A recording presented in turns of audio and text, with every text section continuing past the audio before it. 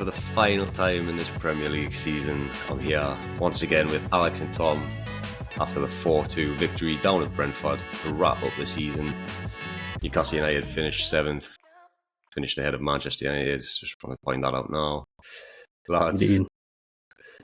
we'll discuss the game, but we'll also discuss the season and obviously the news that's come out, including Australia and stuff like that. But yeah, let's talk about the game first. Predictions going into this one. Yeah, I wasn't far off.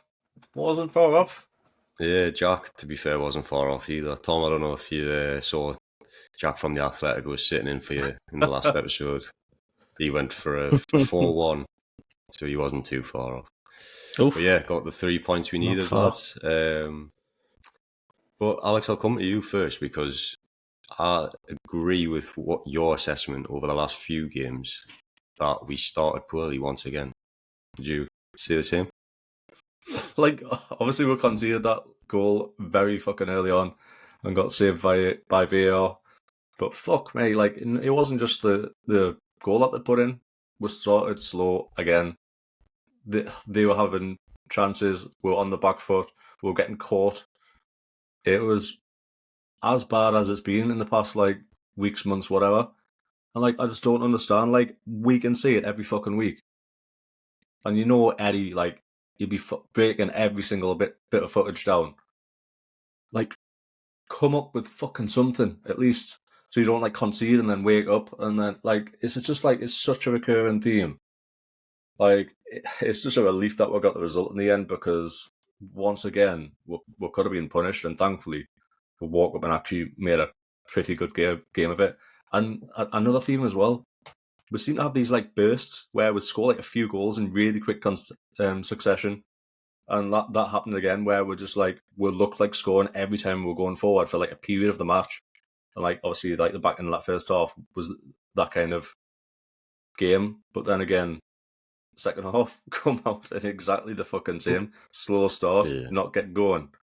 And like, I'm just glad we've now got the summer to work on things because we'll get some players back, hopefully get a few additions, but like working out, like, what the fuck's been going wrong? And I'm not going to lie, Joe Linton coming in, he fucking helped, by the way, because just help having that control of that midfield.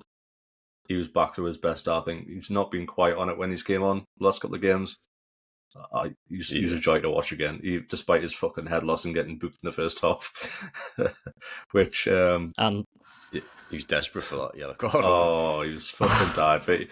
He was fucking climbing all over his back to get it, man. He probably had money on it, like, by the sounds of it. Because that was like... Divin, too soon. Please. Can't be having another one. So he's not even back yet. He's only got 3 games to go now. Oh, God. But what did you reckon?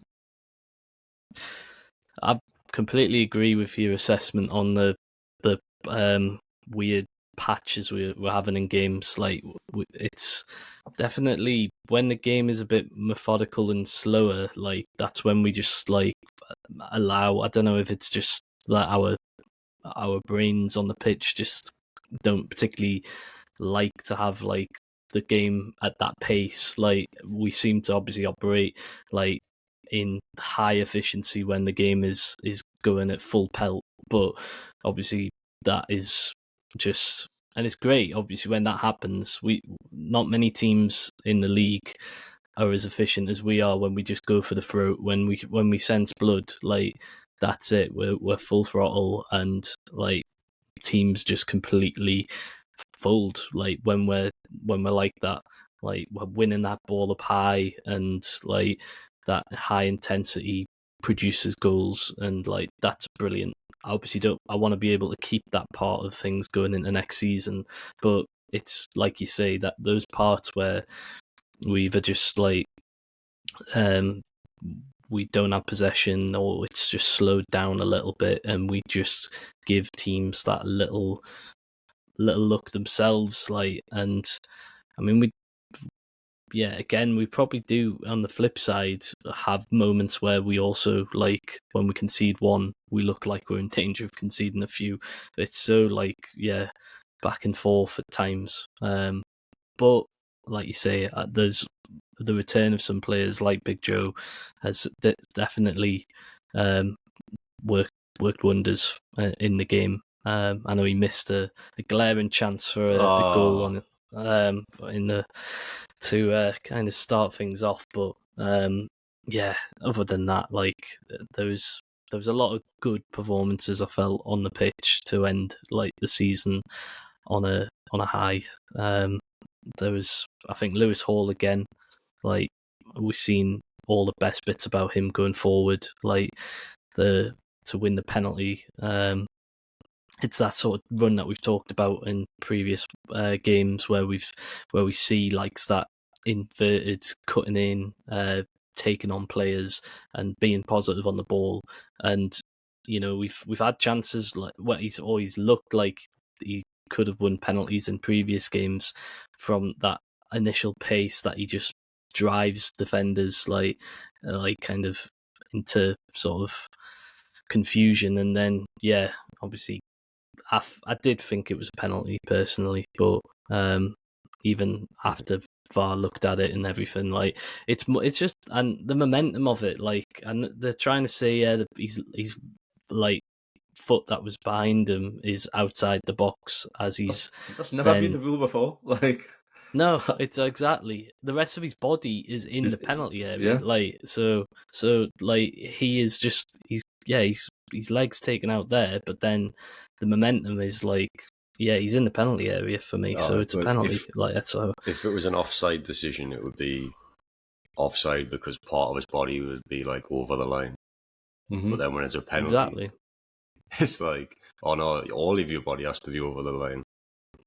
But anyway, obviously it didn't matter in the end.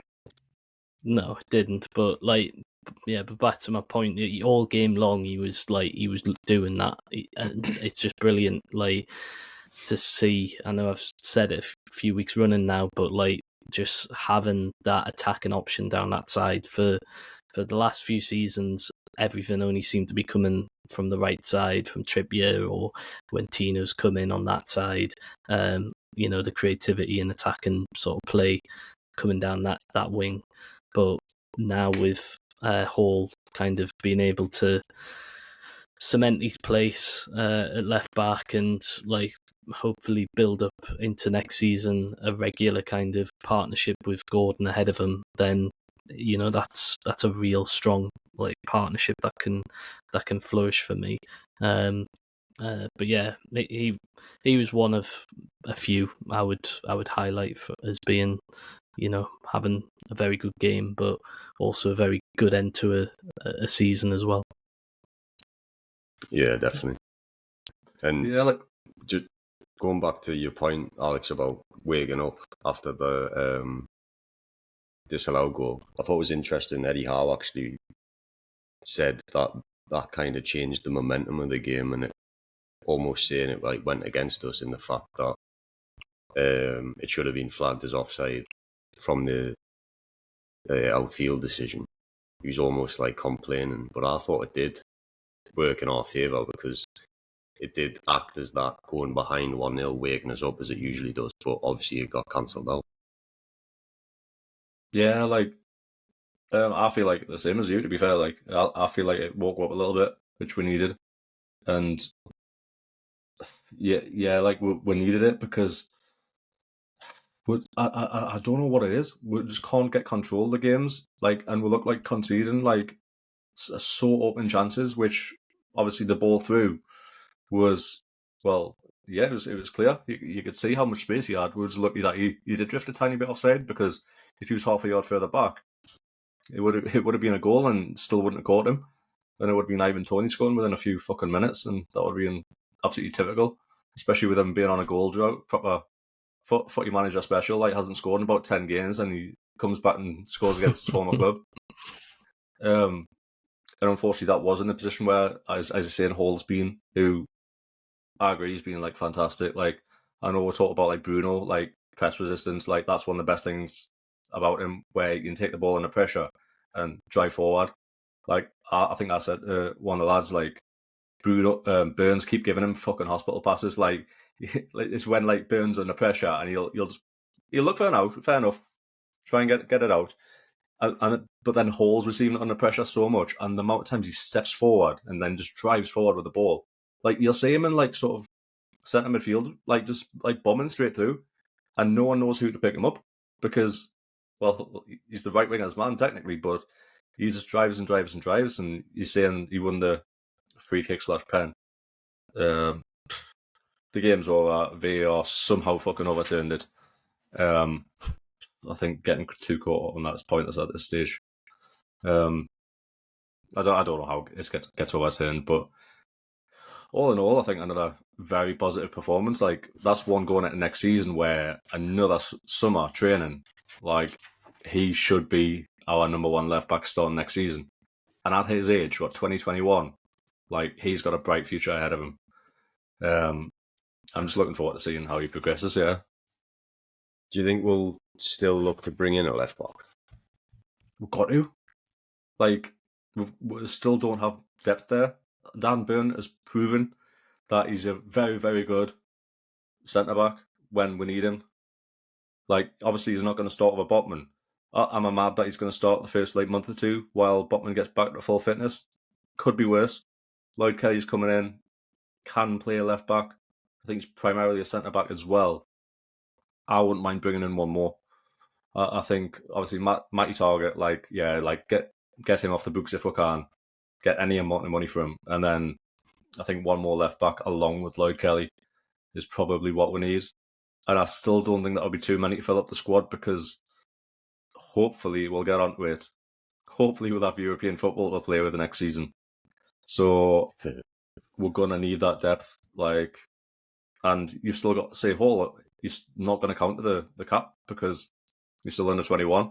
So he's not even going to count the squad registration. So there's a position where we could probably do with getting one more, I would say, out-and-out left-back, not one who's can't play a centre-half. An out-and-out left-back, I think one more is needed for me. Because if Hall goes down, I wouldn't feel particularly comfortable, Kelly or Byrne, like, starting there regularly.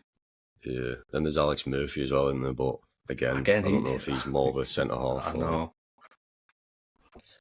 Or Jamal Lewis could come back, Tom. Nice.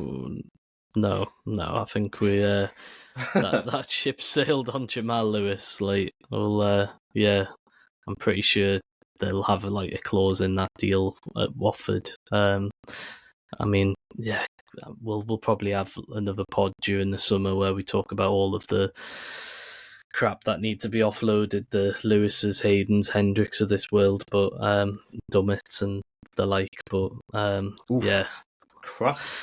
Strong word. Yeah. Clip it up. Clip it up and tweet the players.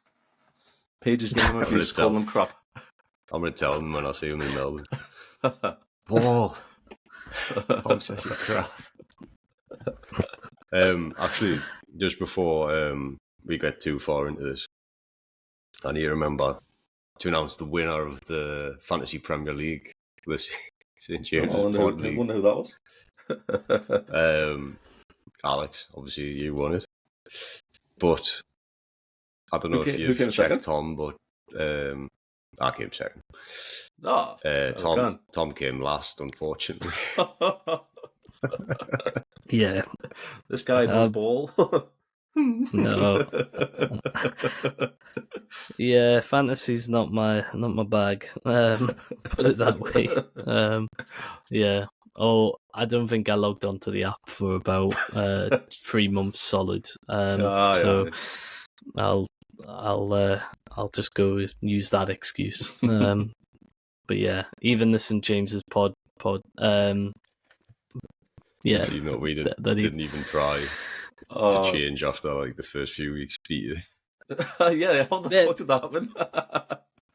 Because I didn't change my team. So look, yeah, this I'm not gonna. I might just not get involved next time, and just to save myself the aggro. Embarrass yourself. Yeah. Well, back to the game anyway. Yeah, so Nick Pope started, which obviously we were all clamouring for. I've already mentioned Joe Linton started as well.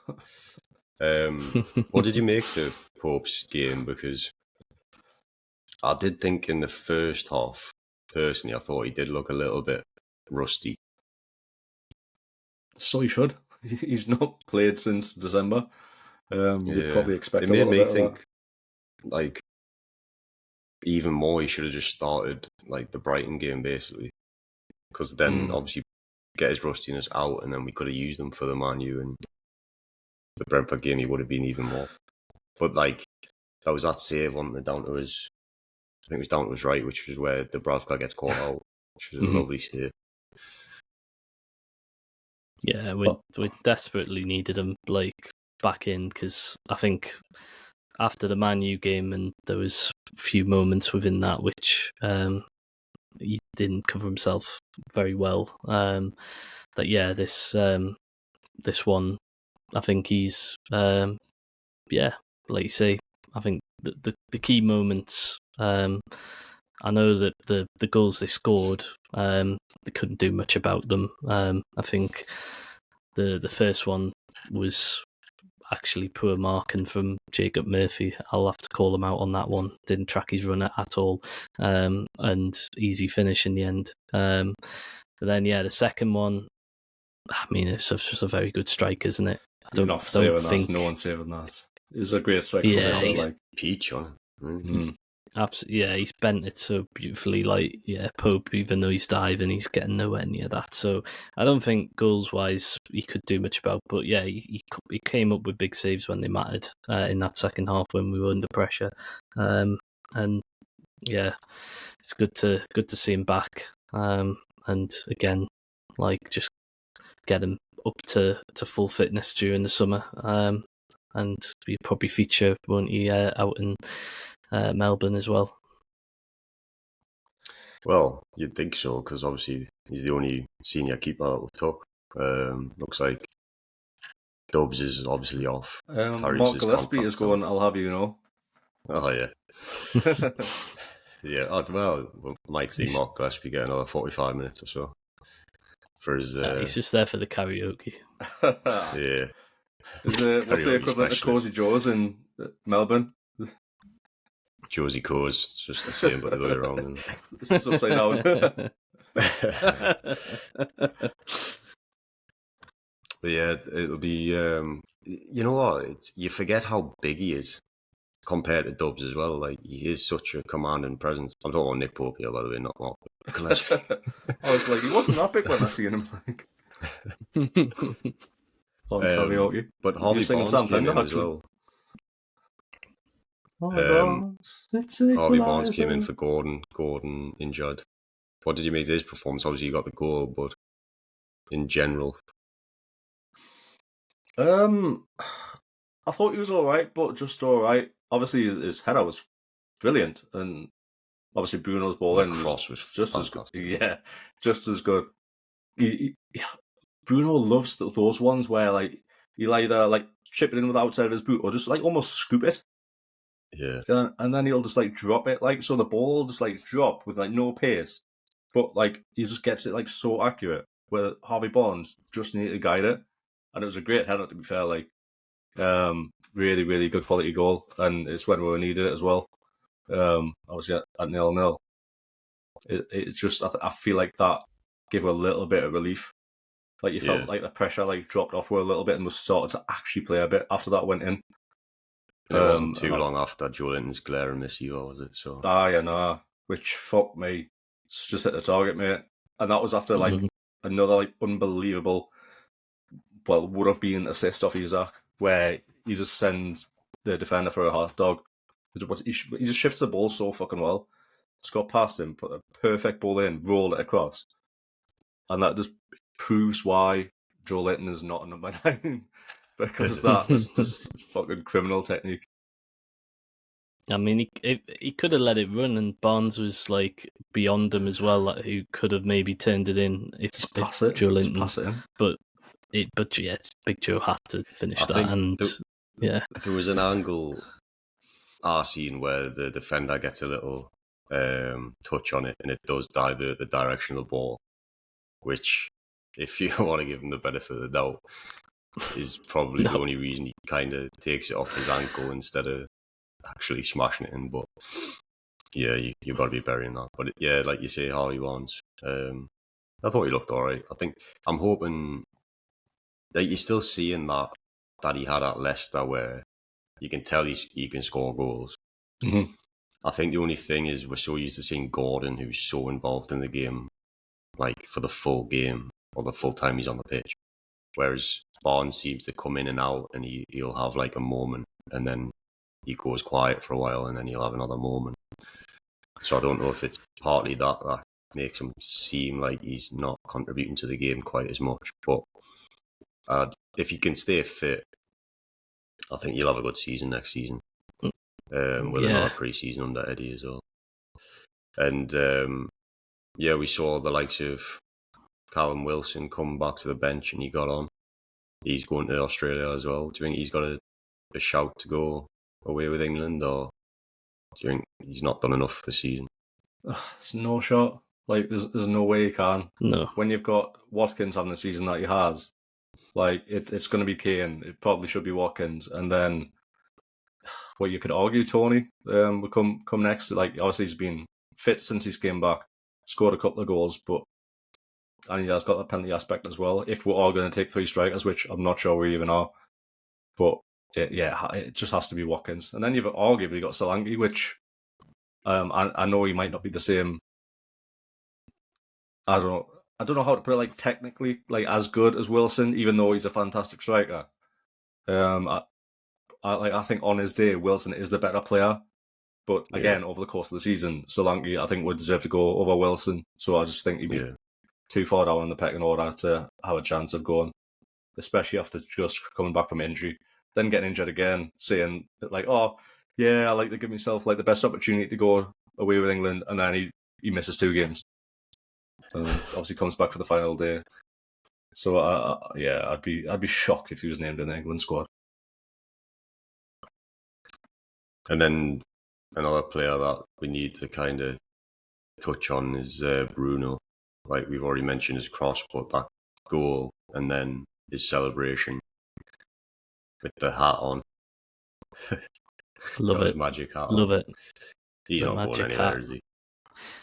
No, and again, like everybody, that was the first thing everybody went to, wasn't it? Like all the pundits. Is there like, I think there was another little like wave or something he's done to the away fans, and everybody's trying to read too much into is that he's like final send off type thing.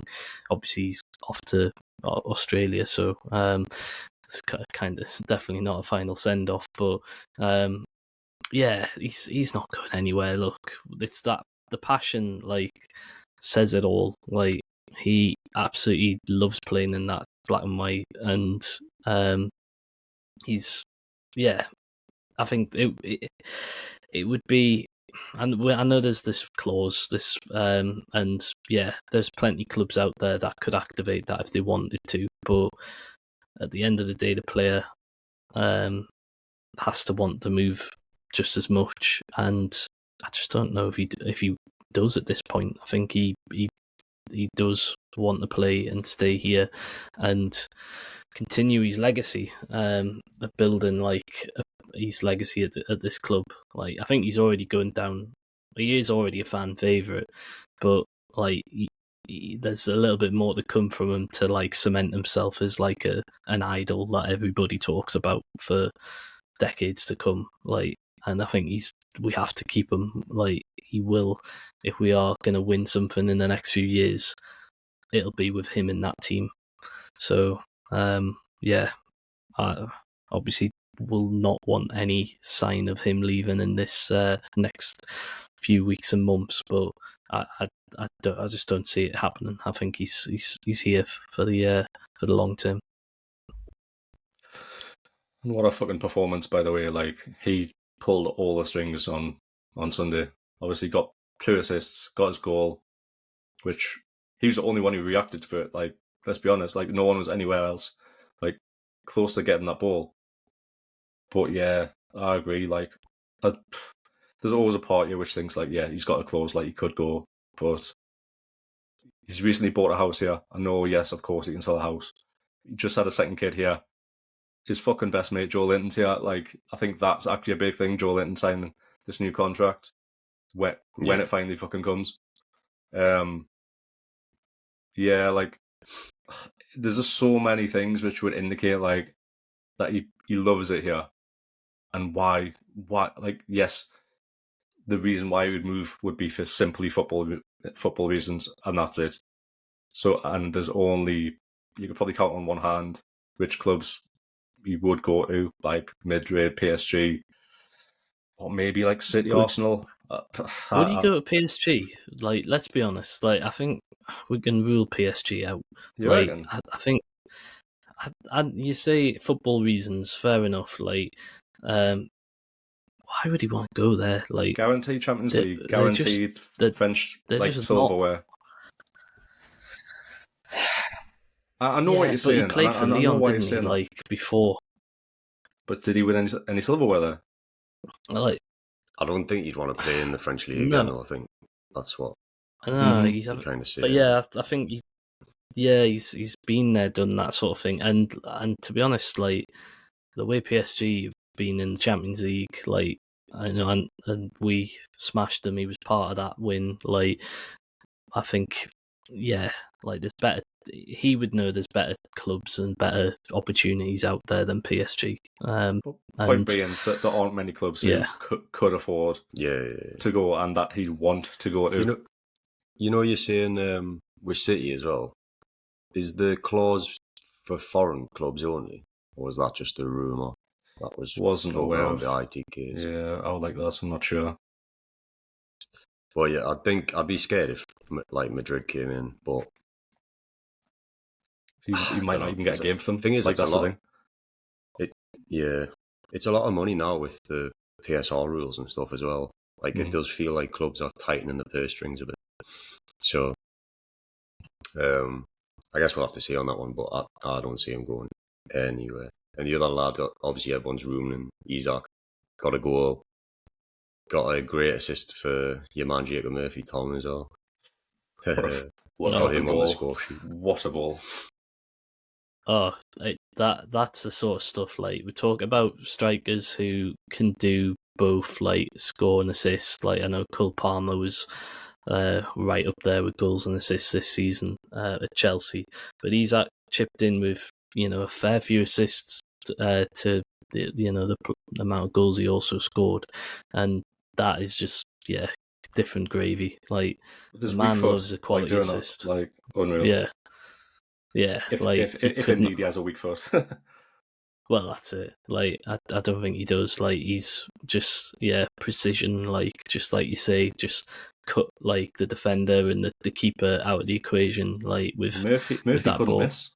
He couldn't miss. No, he simply couldn't miss. I would have scored that. Fair dues. I know Jacob's brother Josh had himself a day on Saturday for Oxford, so maybe I was gonna say maybe Josh just like decided to tag me in here, Jacob. Like, I'll do the job. The informed win. I am on.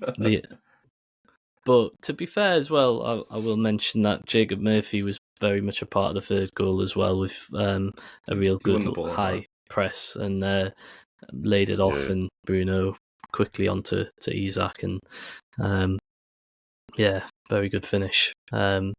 So yeah, I'm just wanted to put that out there as well. He did have a good game. And Isak, I think he ended on 21 Premier League goals. I think it was 25 in all competitions. Yeah, which is a great return, isn't it? Especially considering his injury, like time out on the sidelines this season as well. But yeah, I think we can safely say he'll be here next season as well, to be honest. Oh, don't say that. Don't safely say. How? I'm confident. I'm touching wood at the same time, like. But, I mean, the owners have got to know that, like, if we want to compete, like, we should be building our whole team around him, because he's the one where he's special, he's magic, like the best since Shearer, like, and it's not even close. I don't think, like, the guy, no.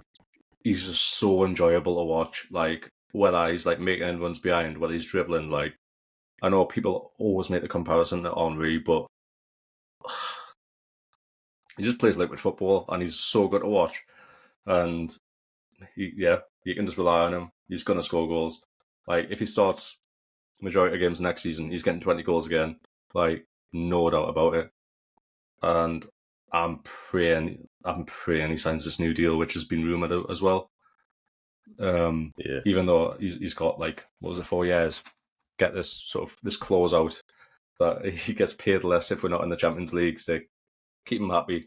Tag on another year, maybe tag on another option for the Toon.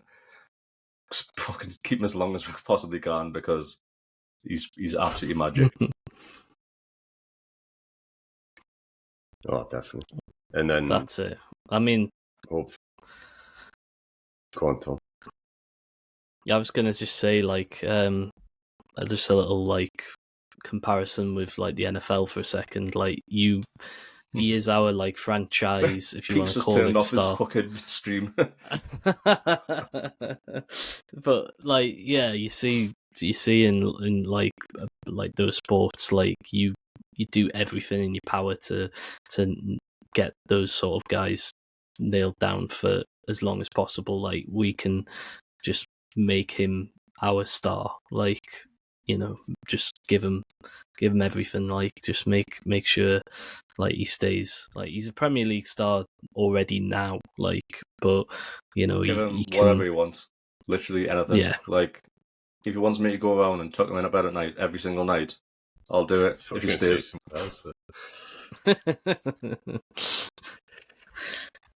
Take him to the team. You disgust me, Sam. What are you talking? you talking to me or him? Anyways, right swiftly back. moving on. You have Emil Kraft starting right back. I think we'd mentioned it, but I didn't think it would actually happen. I asked the question, but we all kind of agreed that Trippier would start. Yeah, interesting one, but he did alright, didn't he? Yeah, well, obviously, like we brought him in as a right back, and he's been playing well at centre half, and didn't particularly deserve to get dropped. So Trippier didn't have a great game when he came back, so Kraft kept his place, which I thought was completely fair. But he had a solid enough game. Had a beautiful cynical yellow card as well. That was a nice one. Yeah. Like that, and how many times have we mentioned before? We need to be a bit more clever with those kind of things when a team is clearly breaking on with. Just take the fucking yellow. Like we're a bit naive with that in the Champions League, weren't we? Exactly, aye. And even going back to like, what was it, the cup final when? Oh, that was Milan that you think of, aye, when they broke and scored at the end. Yeah. And we could have took them down on the halfway line. Bruno makes like a half-arse tackle, but he didn't want to miss the next game because he would have been banned. Fucking aye. Hopefully this we're all learning a bit. So yeah, a solid performance. And where do you think that puts we in like terms of Trippier? Because he hasn't had a great season. There has been a bit of a drop off. Like if like everyone's fit starting next season, who does Eddie start right back?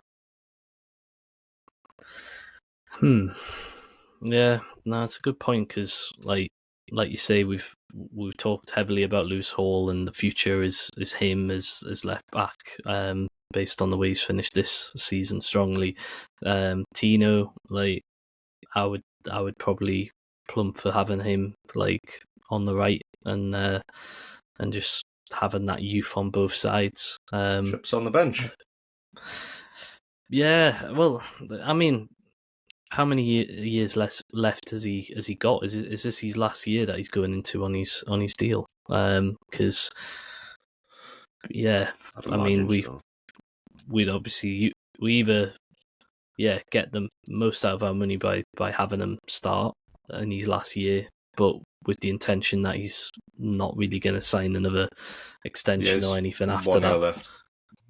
1 year left, and he's going to be 34 in September. So you'd think by the time his contract finishes, he'd be 35. That'll probably be his last year and this season coming up, which is wild. Come to think of it, like considering how pivotal he's been since he signed. Oh, proper.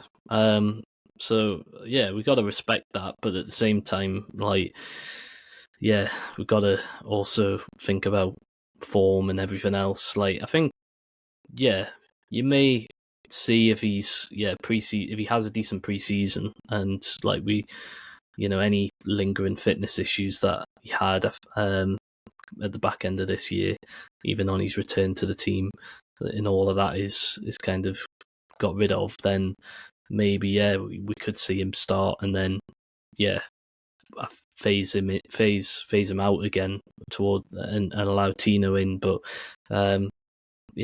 it's always a weird one when players are in their last year of a contract and they're at that sort of age. Like, you don't always expect them or guarantee them to have first team opportunities all the time, because you want them to bleed in the younger player who's going to come in and naturally replace them. So, which we've seen that already with Trippier being out this year, and Tino's stepped up big time. And then even like we said with Kraft, when he's come in, he's done a solid enough job. So, I would probably say Tino deserves his chance. But all depends on just how well these pre-seasons go. It'd be nice to be in a position though where it's almost dependent on the team and which competition we're in and stuff like that. And we can rotate players, so it might not be that we have one defined starting right back, but whichever one Eddie thinks should starts. Because you've got to remember as well how much Trippier offers aside from his actual defending and his playing is obviously his captaincy and the way, even when he came on towards the end of that game with the Nick Pope situation where he got snapped by what's his face from Brentford, Morpay, yeah, he was calming things down. And if you think about it, if he's not our starting right back, Burns not going to be our starting centre half. Who's the captain going to be? Maybe Botman. Probably Shaw or Botman with the sort of longevity in there. But then once Shaw gets phased out because he's getting on, then it'll have to be probably maybe one of the Brazilians. I don't know. Shaw Longstaff. Well, you'll be probably fairly glad to hear that you're not going to see him play a minute over in Australia. For some reason, he hasn't travelled. Yeah, what do you think that's about? Do you think that's maybe indication that he is been playing with an injury, or Probably. can he just not? I feel like he might be one of them that's scared of flying. Doesn't want to do the long trip. You'll bird in Australia, son. Yeah. Fucking hell, yeah. I reckon. Why do you think he's not travelled? I think, like you mentioned there, his injury, we Eddie's alluded to that he's been playing through quite a bit of the season with an injury, so I reckon he'll be getting booked in for surgery pretty ASAP to get that looked into, and that's probably why he's not travelled, just to get his recovery is starting as soon as possible. I guess you could say the same about surgery, yeah. Obviously, Cher's not going to Australia, but he'll be in the Swiss squad, no doubt, for the Euros. So it's probably just giving him an extra sort of week off just to after coming back from an injury, so let him heal up more than else.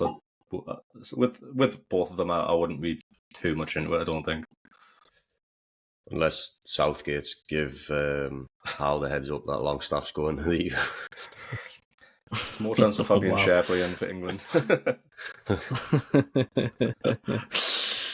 Oh dear. Jack will be happy anyway, not having to watch him. Yeah, so unless there's anything else you want to pick up on in the Brentford game, I think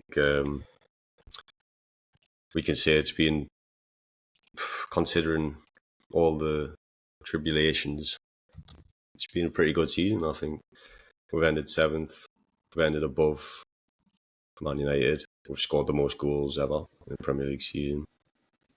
We obviously had the Champions League quality standout performances that'll go down in history. FA Cup What do you third guys round, think? Mackhams. Beating them after so many years of not. The cup runs, like, all right, they ended in a poor fashion, but that's 2 quarterfinals there in the FA and League Cup. Progress. Which That's all I ask for. is progress. Yeah, it is. Like, many years we've seen us just limp out at like the third round of both competitions in poor fashion, but you know, we've given those a go. All right, yeah, the Champions League's a learning curve, definitely, and it's obviously produced nights we'll never forget. And I think it's that sort of experience that we're going to need. You know, fingers crossed, going into next season for the Conference League, of how to manage certain situations against these other European sides. It's a different game at times, and different refereeing standards, all that kind of stuff. But yeah, otherwise, I think, like you say, with the injuries and that, we can't be too hard. And anybody who's looking and trying to just do a side-by-side comparison of, right, one season you're in the top 4 and now you've dropped 3 places down to 7th, like, you'd be a fool if you seen that and started to whinge and moan that we're not in the Champions League next season and that we've gone backwards, because I don't think that's at all the case. I did think that. I think we all, in our pre-season episode, like, predicted that we'd be in and around that. Well, I think I put 6th place, but like in and around that sort of spot. Not expecting us to be back in the top 4 again this season anyway. So, on that note, I think it's where we expect to be, and we can't complain. Like, whether it can be fans from other teams or pundits, if you're saying like we've had a bad season, you're either like misinformed about what the fuck's happened this season, you're trying to get a rise as bait, or you just thick as fuck. Because like, I think I'm pretty sure I said like at the start of the season, 8th plus like a decent cup run would be like a good place to be. If we can finish top 8, sneak into Europe again, and get a champ. Obviously, we're in the Champions League again. That'll be a good season. And look what's happened. We've had this fucking catastrophic injury crisis. Our most expensive player that we bought has been banned for the full fucking season. Like, Lewis Miley, 17 years old, thrown in against PSG and stuff like that, played a handful of games in the league because we had to, not because we wanted to. And we've still came out finishing 7th, finishing above Man U for the first time. Like, I don't know what more we could have done. I'm telling you right now, no manager in the world could have done any better than what Eddie Howe's done this season. Like, every signing with, like, people like actually, even partway through the season, questioned our signings. Tino is a fucking baller. Lewis Hall, clearly shown now. What we're saying about Eddie Howe already, he's a fucking baller. Tonali is shown to be like a great player when he's played. Like, yeah, we didn't have a fucking clue about this betting, whatever. And Harvey Barnes has shown, like, he's a great player. Like, yeah, we probably didn't sign him to be a starter, but you need those squad players when we've got European football. How many times has he came off the bench and scored? It's a good handful of times already. And he hasn't been fit for half the season as well, with a fucking toe injury. Honestly, especially after like the result on Sunday, when Man U went and got a result at Brighton, I was most pleased with how we've gone this season. And it'll just be that icing on the cake, like if Man U go and get beat by City in the FA Cup final, because I'm praying we've got any kind of European football, like Conference League. Yeah. I don't give a fuck. I was looking at what teams are in there earlier today. I'm like, I picked out at least 10 places I'd love to be going on an away day. Like, yeah, I really love if we got in, and I'd be absolutely wounded if we don't make it. Let's be honest, Man United don't deserve any European football on the basis of their season. Like they don't deserve top half. No, they don't. Like they might try and throw across that they've had injury crises and whatnot. And yeah, all right, they've had Casemiro playing centre half for the last like few months or whatever it's been, or 3 games. I don't know.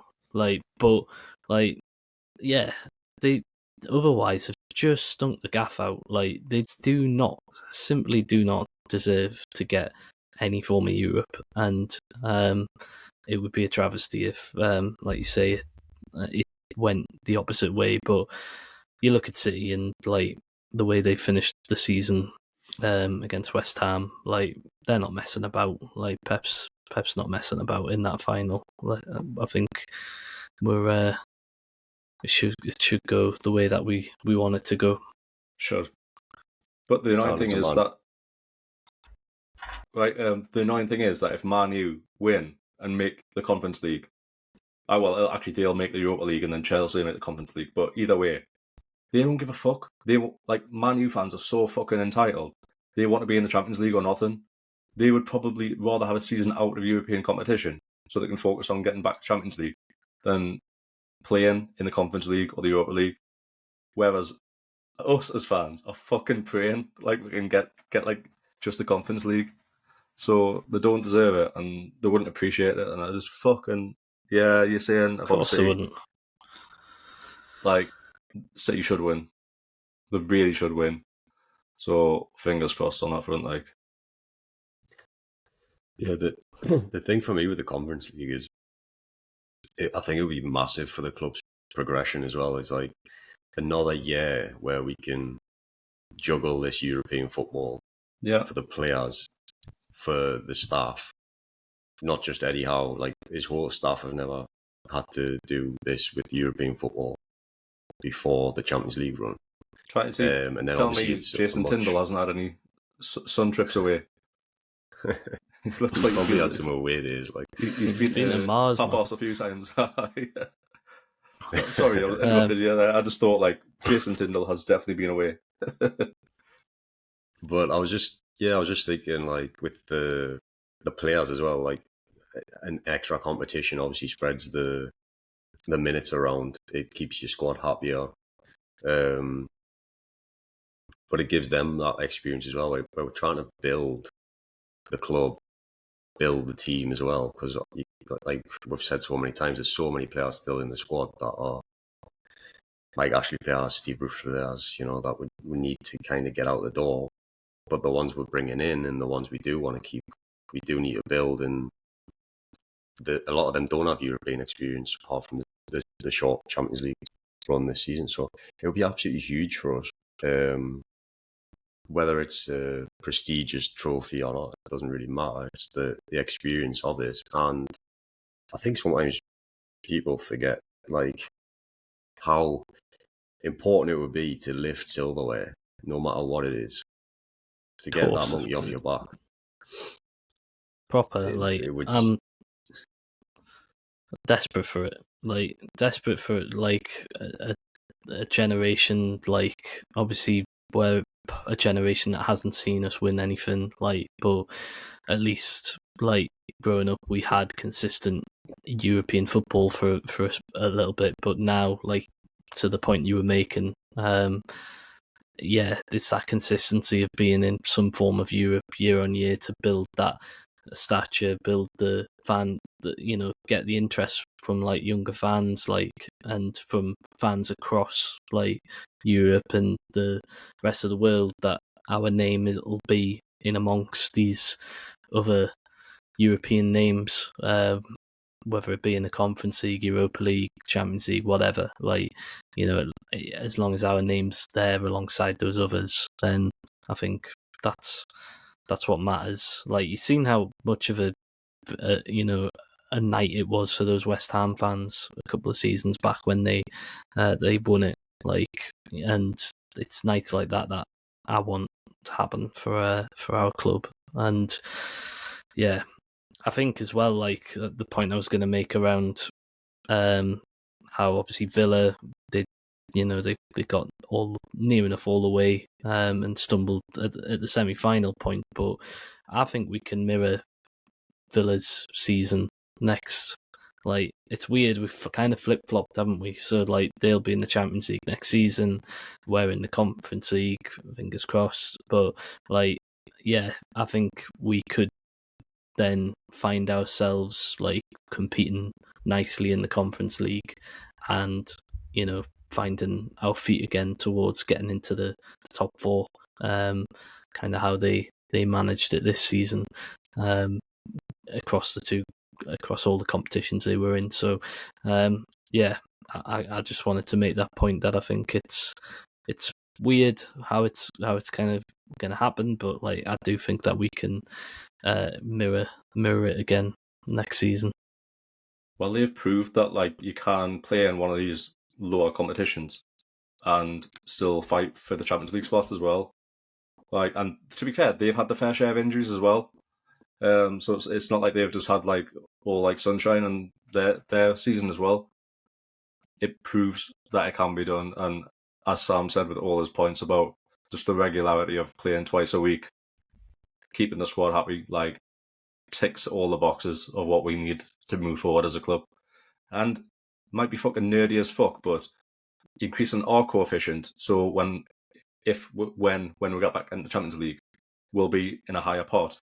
And also, if we do well and help the league's coefficient, then there'll be a next Champions League spot next season for us potentially in 5th place as well. So that like it'll just like multiply like these things. If we get back into Europe, any kind of Europe, on a yearly basis, it'll just help that coefficient for our club, especially to build up and build up and build up. So when we go back into this new format of the Champions League, we're not going to be in pot 5 or 6 or whatever it is now. We might be in like the 2nd or 3rd like pot, like, and that would be a massive help. Yeah, and that's another thing that you just reminded me this season. We had some horrible draws for not only the Champions League but both cups as well. So yeah, you got to remember that when you're thinking about the season we've had. We've had some tough luck this season, but we did pretty well for the majority of it. And like you said, I think it was really only the injuries that became a downfall, even in the cups. Like, you think back to when we got out of the cup, if we'd had a strong first like starting 11, that wasn't impacted so much by the injuries, I think we'd have sailed through. So yeah, it's been good. It's been tough at times, but it's been another good season. And with the injuries at one point, it was just like, fuck my life. Like, when people just keep going down, keep going down, keep going down. I remember when it was when we were at like the worst away injury crisis, and Longstaff went down in front of Eddie Howe, and he's like put his head in his hands. It's like, fuck me, like how many more of these can I get? It became a complete joke. I'm sure there was like 13, 14 players out. How many games did we play like with the same starting 11 at one point, back to back? Like, and it was like 3 games in a row. Yeah. Like, that is unprecedented. Like, you don't see other teams having had to do that. Like, that was just mental, like, in this day and age. So, like, obviously we wish like next season things are a lot more secure in that sense, and that our fitness issues are behind us, and that's addressed, and like there's maybe a rethink about the medical teams and how that's all kind of communication between them and Eddie and the coaching staff, like that's figured out. There's a few things, obviously, on Eddie's pad that he'll be looking into over the summer, but yeah, he definitely doesn't want to have another issue like that to have to battle through. Just had a quick look. Do you want to take a guess how many matches Lewis Miley was involved in this season for the Toon over all competitions? Considering he's been on 18? 26. 26? 26. 17 Premier League games, 4 FA Cup, 3 Champions League, 2 EFL Cup. Yeah. He's been involved in 17 out of our 38 Premier League games, nearly half. For a Fucking 17-year-old. ridiculous. Yeah. Like, And he was good. Who? Well, yeah. Like, he's like, when you think about that PSG game away, like, his name is the one that you remember mostly for, like, an outstanding performance up against the caliber of opposition for a 17-year-old. Like, yeah, there's been good highlights like that, breakout stars, and yeah, I think we can be great in some respects, grateful that we've then had the opportunity to see him kind of unearthed, and see what he can do next season as well. Trying to keep himself in and around that first team. Yeah, probably saved us some money in the summer as well. Too right. He's obviously not gone with the lads to Australia. Who else has missed out? We were talking about this before. There's Gordon's not gone, Cher's not gone. Longstaff. Nick Pope for the keepers. And then, Tino's not there. So a lot of Longstaff's not gone. But yeah, what do you reckon that means? Karius and Dubravka are gone. Like, what are the reason why they not travel? Well, I think Karius is gone. Like, his contract's out in it, but the Dubs one. Dubs has got is interesting. The Euros, hasn't he? So potentially he's like being held back for getting over to the Slovakia team, but otherwise I know he's heavily linked with moving on, and that I think we've seen just after you guys had done the last pod that a very left field rumour of Aaron Ramsdale came about, which was quickly poured water on by the player himself. By Aaron Ramsdale. And then by Aaron Ramsdale. First he's heard of it, apparently. News to me, which which is refreshing, like, for a player himself to actually just completely call bullshit on a rumour. I love it, mate. But I mean, it's a strange one because, like, that sort of player, like, I don't know, like, we've not, none of the current keepers fit that mould, like, of being really strong with the ball at feet. I mean, Dubravka's all right with his feet and can't save shots, so Ramsdale's the same kind of bracket. Fair dues. I mean, as well as another link today of James Trafford, who you could argue is pretty much the same. Yeah, he's good with his feet, but like with two keepers who have been dropped from being the starting keeper this season. Not the best, like. At least one was playing for a title chasing side. The other obviously got relegated. So he'll be playing for a title chasing side next season. Yeah. So in more ways than one. So I don't know. It's an odd one because, like, again, Nick Pope, like, you want another good keeper to really push your number one, but yeah, would Ramsdale want to jump into a situation where he's just been fighting against Raya all season long, and then he's gonna then have to fight against, like, Pope for that number one spot? Like, I don't know. I don't know if he was interested, then he wouldn't have put that tweet out. If he thought, like, actually, even though I've just heard it on Twitter and I haven't heard it myself, I could fancy that move, then he wouldn't put that fucking tweet out. Let's be honest. Yeah. He doesn't want to, like. I mean, he wants to leave. I'm pretty sure of that. Yeah, of course. Like, he's an ambitious bloke. Like, so he's not going to want to sit behind Raya again next season at Arsenal. But there'll be other offers where he could go. I think there's going to be a bit of a goalkeeper merry-go-round anyway. I think Pickford's probably going to move on from Everton. I've got a feeling Everton need to sell, and Pickford's one of their key assets. So I think he might leave, and then that might just trigger a few things to go. But I don't think it's the right move anyway for us to go and start splashing big on another keeper.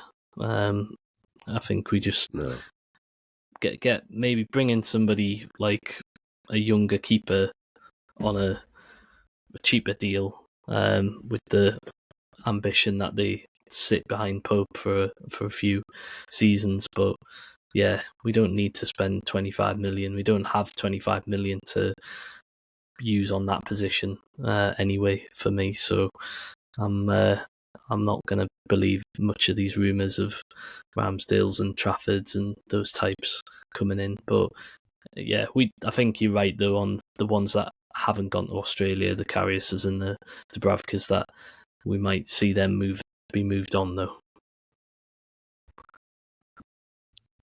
Yeah, I guess we'll have to wait and see. But I'm looking forward to seeing Popey in Melbourne. He kind of got more matches than Pagey this season. I wear. I'm making the big trip over to Melbourne tomorrow. So it's right, isn't it? How long's the flight? I think it's 2.5 hours. Not so bad. Not so bad. Yeah, you can follow along at stjames'pod on social media.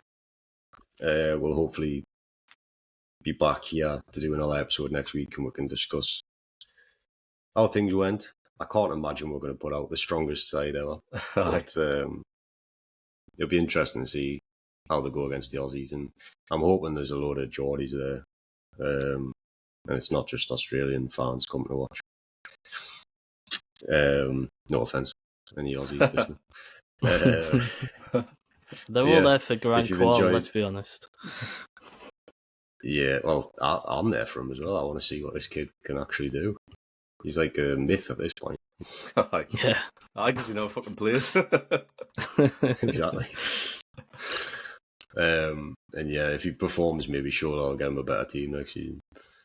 But yeah, if you've enjoyed the episode or enjoyed the season that's been on St. James's Pod, hit the like button, follow the podcast, hit the notification bell on YouTube so you know when we are back. And we will catch you then. See you in the next one.